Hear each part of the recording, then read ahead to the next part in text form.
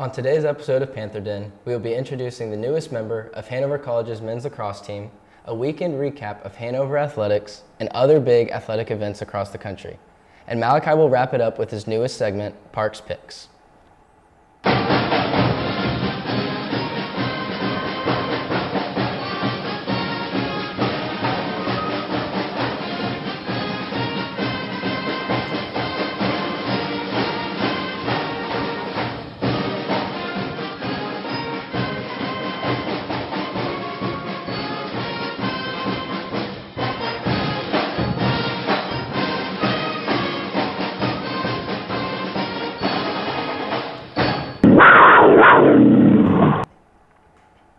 Welcome to this edition of Panther Den. I'm your host, Sean Kelly, and today I'm here with the new Hanover men's lacrosse coach, Angelo Buturi. How are you doing today, Coach Buturi? Doing fantastic. Thanks for having me on. Awesome. So you are a 2016 graduate of Hanover College and played lacrosse here as well. What does it mean to you to come back and coach the team that you once played for? Really does mean a lot to me coming back here to my alma mater. Definitely something that was a huge career goal for me to come back and find a way to continue to give back to the game, but also to the school that gave so much to me. So very excited to be here and continue this new era of men's lacrosse here at Hanover College. Awesome. So obviously you played here, and being coached by U.S. Lacrosse Hall of Famer Skip Lichtfuss, in your time at Hanover, are you going to implement any of his same coaching tactics for your team? Absolutely. Skip Lichtfuss, legend of the game, U.S. Lacrosse Hall of Famer. A big reason why I wanted to come here and be a part of this program, and definitely going to throw in a little bit of what I would call an Easter egg of Skip's practices, throw in a couple drills that we used to do when he was here, and just kind of keep that memory alive. But yeah, I learned a lot from him, and I value a lot of what he did as a coach, so I would like to mimic him in some ways. Great, awesome. So you have some experience coaching at the high school and travel level. Can you tell us what is different about coaching at the college level? Yeah, I think at the college level, you just see a much bigger commitment from the players. These are guys who've really dedicated, honed in on their craft and their skill of lacrosse, and they're truly committed to practicing and playing a very intense schedule. The schedule is a lot more intense than at a high school level. You're practicing all the time together, and you're around a group of guys kind of with the same goals. So I think just the commitment level is the biggest difference, and just the passion that kind of flows through the whole team. So for our final question, I know the season is still far away, but we'll be here before you know it. What goals do you have for yourself and for your team this upcoming season? Yeah, we've actually talked about this as a team. Some of our goals are to be competing in the conference championship this year. We think we have a great group to do that with, really senior-led group. So that's one of our bigger goals. We also want to have a winning season, so we want to have a winning record. Just kind of those small things, and just making sure that we're having fun each and every day, kind of just an overall goal for our team. Awesome. Well, it sounds like it's going to be an exciting season. Best of luck to you, and thank you for coming on the show today. Absolutely. Thanks for having me. After a short commercial break, I'll turn it over to Gabe and Jamie for their J&G Weekend Recap, a rundown of Hanover College athletics and other major games across the country. We'll be right back.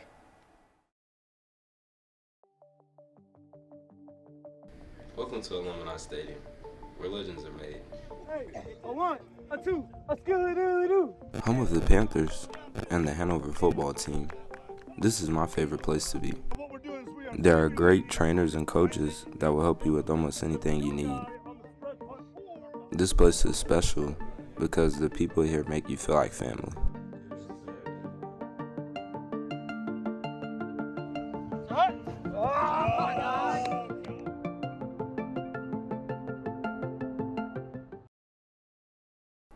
Welcome back, I'm Jay Palazzo with Jam Decker. This weekend was busy for Hanover College with multiple games. Women started their season against Simpson College on Friday, and they won 83 against 64. They also play on Saturday, although they lost for Aurora University 59-60, and that was this for the ladies. For the men's basketball, they play like against Trinity University. They lost their first game 63-85, and their second game on Sunday, they won against Wilmington College 96-69. Change basketball to soccer. Women's soccer, they lost against Wednesday on Saturday by 2-0. The game was important because if Hanover had won, they would be at the Sweet 16, fighting for a chance to win the Nationals. Although with the defeat, the season is over. When you go to football, our guys won 36-17 against Franklin College, and that game was really important for Hanover because of the rivalry against Franklin, and the Panthers kept the ball at home. This was what happened at Hanover, and now here's Jamie for more recap. Thank you. Thanks, Gabe. This weekend was full of college football action, including multiple top 10 matchups. Number 2 ranked Michigan traveled to number 12 Penn State over the weekend, bringing home a victory for the Wolverines. This win comes in the middle of the sign-stealing controversy with Jim Harbaugh and the Michigan coaching staff. Michigan moves to 10-0 on the year and slides past Ohio State on the college football playoff rankings. Next, the top-ranked Georgia Bulldogs took on the top 10 ranked Ole Miss in Athens this weekend. The Bulldogs won in glorious fashion, tallying a final score of 52-17. The Georgia offense has been on fire recently, averaging 40-plus points per game. Thursday night also brought us an exciting NFL matchup between the Chicago Bears and the Carolina Panthers. The matchup showcased two teams with quarterback turmoil. The Panthers' number 1 draft pick, Bryce Young, has been under the spotlight since taking over the reins in Carolina. Chicago has struggled to protect their quarterback, Justin Fields, and has had to pick up ex-Division II quarterback Tyson Bagent to step in for the Ohio State first-round pick. The battle between the Bears and the Panthers was decided in favor of Chicago. Rookie Bagent led his team to his second win as a starter. Neither Young nor Bagent scored through the air, but the young quarterbacks combined for 0 total turnovers. The victorious Bears' sole score came from running back Deontay Freeman in the third quarter. The victory for the Bears moves their record on the season to 3-7, and the Panthers fall to 1-8. Their only win came against Houston a few weeks ago. That's all for this week's J&G Weekend Recap. Now back to our host, Sean Kelly. Thanks for the update, guys. Sounds like it was an exciting weekend of sports. When we come back, we'll hear from Malachi with his Parks picks.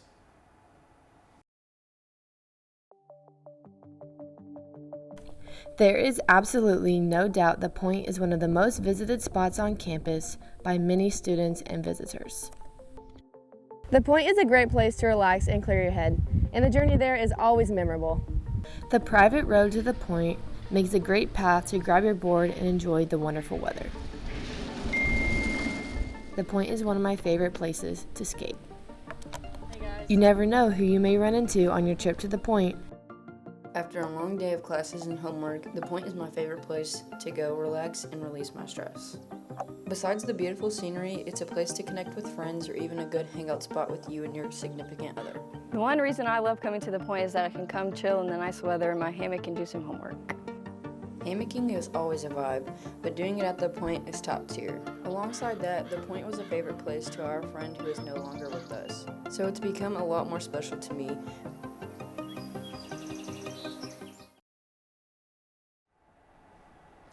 Welcome back. Now it's time for Parks Picks. Thanks, Sean.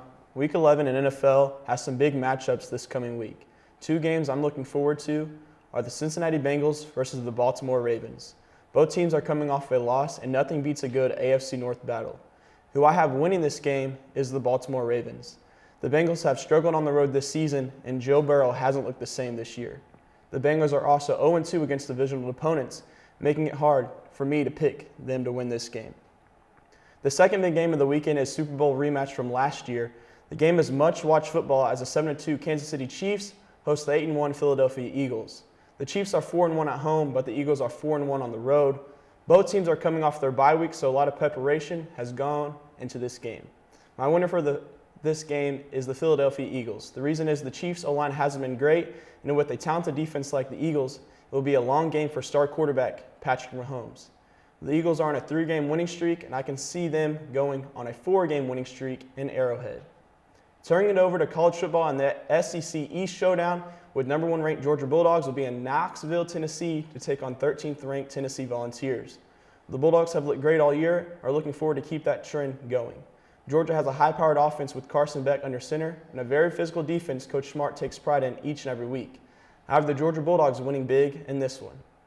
Also, an in-state battle in Kansas where the Jayhawks will take on 25th ranked Kansas State. The Jayhawks are coming off a disappointing loss to Texas Tech where they saw themselves falling out of the rankings. Whereas Kansas State has been dealing on offense, averaging 41.8 points per game in their last 5 games. I can see the Wildcats doing that again to take home the Governor's Cup and win big in the Sunflower Showdown. Now into college basketball with 2 big games happening this week. Number 2 Duke will play number 4 ranked Michigan State in the State Farm Classic in Chicago. The Blue Devils are coming off a heartbreaking loss to Arizona at home last week, where the Spartans lost to James Madison in their season opener. Looking for this game to be physical and a lot of points scored. The team that will be victorious will be Duke because they played great all-around basketball and are looking forward to see them bounce back after their loss. The last game for Parks Picks is Indiana Hoosiers taking on 6th ranked UConn. Indiana has not found their stride so far this season. They are 0-2 but have played average teams and have kept them somewhat close. I'm looking for Coach Woodson to get his guys ready to go, and I can see a possible upset happening at Madison Square Garden. I have the Hoosiers winning this game and will give the momentum they need moving forward into conference play. That's all I have from Parks Picks for this upcoming week and weekend. Back to you, Sean. Thank you, Malachi. That is all we have time for today. Thank you for watching this episode of Panther Den.